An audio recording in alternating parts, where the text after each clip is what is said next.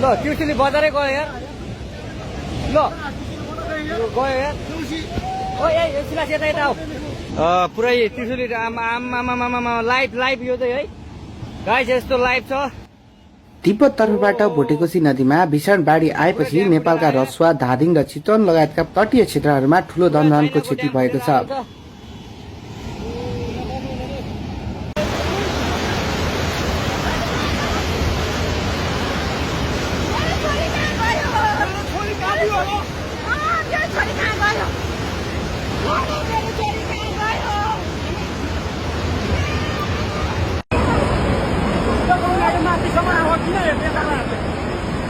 रसुवाको भोटेकोशी नदीमा आएको बाढीको बहाव धादिङको गल्छी घटिसकेको छ।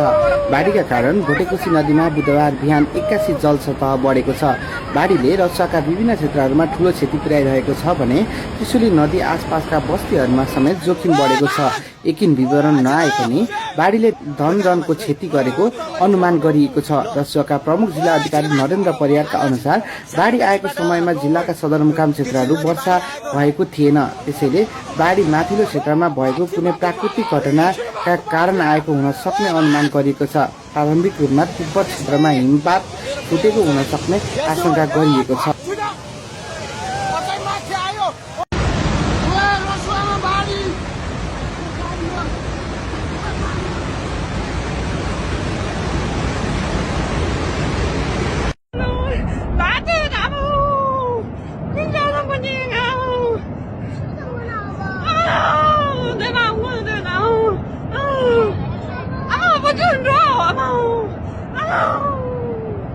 यो यहाँका सबै टिमुरे बजार यहाँ केही पनि बाँकी छैन। यहाँ हामी बस्ने यो ठाउँ यो चाहिँ यो एउटा फुटबल खेल्ने ठाउँ जस्तो बनाएको थियो, त्योसम्म भ्याएको छैन। अनि यहाँ टिमुरे बजारमा चाहिँ यो सबै यो चिप्सा बस्ने घरहरू, यसमा ठुल्ठुलो ढुङ्गाहरू आएर बसेको छ। खै कहाँबाट आयो ढुङ्गाहरू पनि, यो सबै उछिट्याएर ल्याएको। यो तराहरू चाहिँ सबै बगाइसक्यो। यार्डमा बस्ने मान्छे त कोही भाग्नै भ्याएन होला, एकैचोटि आएको। कतिजना बगायो, कतिवटा गाडी बगायो, केही थाहा छैन। बाफ्रे, खाल्टो त जम्मै बगायो के हो यार। आमा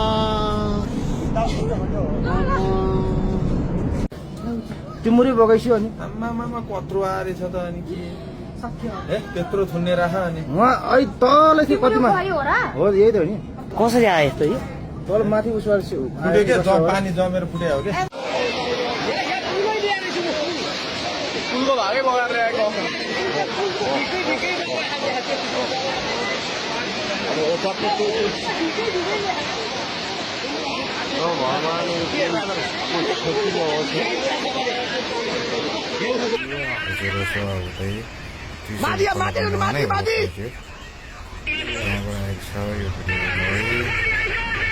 नेपालीहरूको लागि टाढो बनाएको छ। यस्तो विपदहरू चाहिँ दार्जिलिङमा चाहिँ अब प्रकृतिको नै गर्दा नै हो। विवाह यस्तो कुरामा चाहिँ राजिनामा गरिदिनु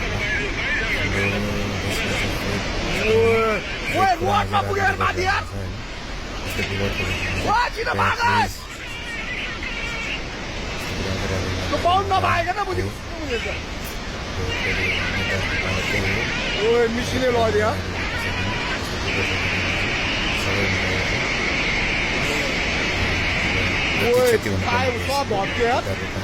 माथिको बाटोमा पुग्यो।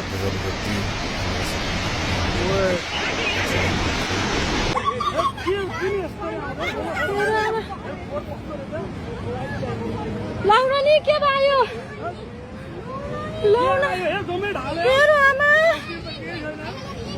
मेरो आमा कत्रो आयो लाउन नि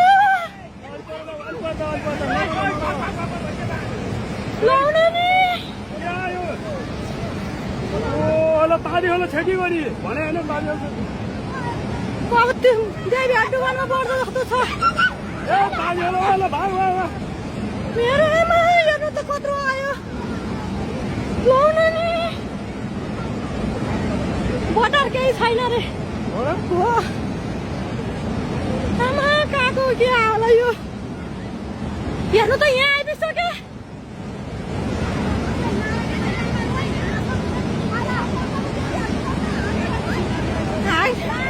लाउन